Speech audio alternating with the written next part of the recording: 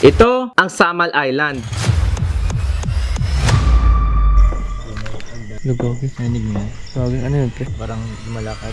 Kaya ngayong araw na ito ay susubukan natin imbestigahin ang isa sa mga pinaka nakakatakot na bahay na maaaring matatagpuan sa lugar ng isang isla. Di ba kanina, pre, nag-shoot tayo sa ano, pre? Oo, may narinig akong bronze footstep. Ang sirang-sirang bahay na ito ay nagsisilbing punong tanggapan ng mga tagasunod ng Hilario Camino Moncado na itinayo noong 1930s. Kilala ang mga tagasunod ng Moncado sa pagkain lamang ng mga hilaw na pagkain and take note, walang karne at isda. During 1946, tumakbo si Hilario Camino Moncado bilang isang presidente laban kina Manuel Rojas at Sergio Osmeña. At panahon ng 1956, namatay si Hilario Camino Moncado sa medyo murang edad. Gayunpaman sa kanyang buhay ay naantig niya ang buhay ng maraming Pilipino at Pilipinong Amerikano.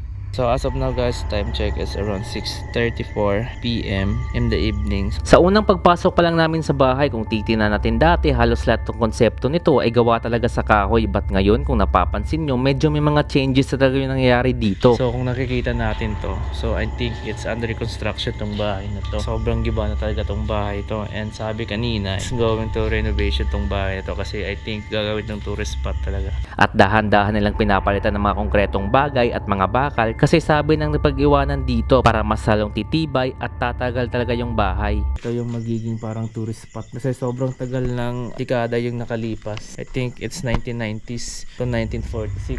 Yung nasa hagdanan na kami malapit, medyo mabigat na yung nararamdaman namin at ilang minuto lang, eto yung narinig namin. Lugogi. Nanig mo. Gagi, ano yun, pre? Parang lumalakad. Sabi-sabi sa kwento, mahilig talaga itong maglakad si Hilario Camino Moncado o kilala sa tawag na Del Prado na isa sa mga Filipino mystics and political activists na panahon noong World War Army. Di ba kanina, pre, nag-shoot tayo sa ano, pre? Oo, may narinig akong bronze footstep. Di ba? Oo. Di ba, pre? Kanina, pre, Gumawa tayo ng intro. Oh, di ba sa intro? Oo. May footstep. Naramdaman ko, men.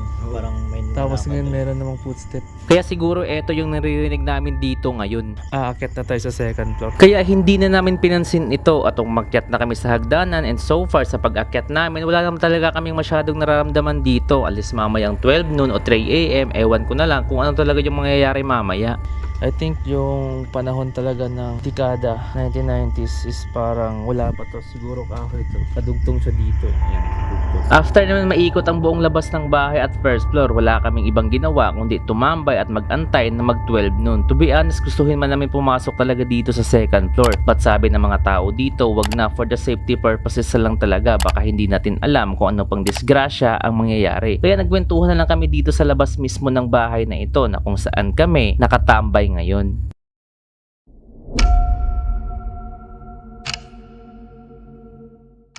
So what's up guys? So time check, it's around 12:03 in the midnight. Then today, it's susubukan talaga namin pasukin ulit at titingnan kung saan talaga tayo nagsimula kanina. Kaya Habang iniikot namin ulit yung first floor ng bahay, so far wala kaming nararamdaman unless kanina na meron talaga. Kaya pinuntahan agad namin yung hagdan na papunta mismo sa second floor.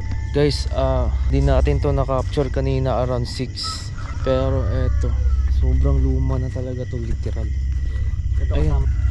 Kasi pre, eto pre, meron niyang tao dito pre, nakatayo.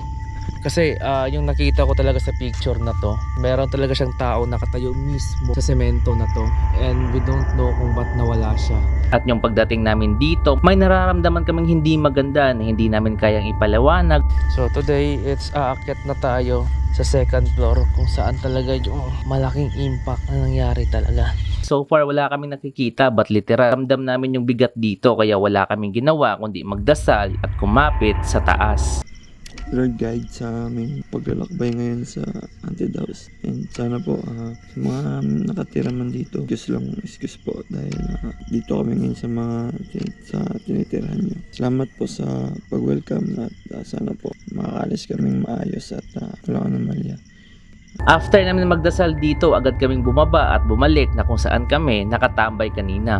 Basically, puro kwentuhan at tambay na talaga yung mangyayari namin dito. Kaya sa sobrang haba ng kwentuhan namin, isa sa mga kasama ko nakatulog na. Kaya yung ginawa namin, nagpahinga at magantay ng next 3 AM.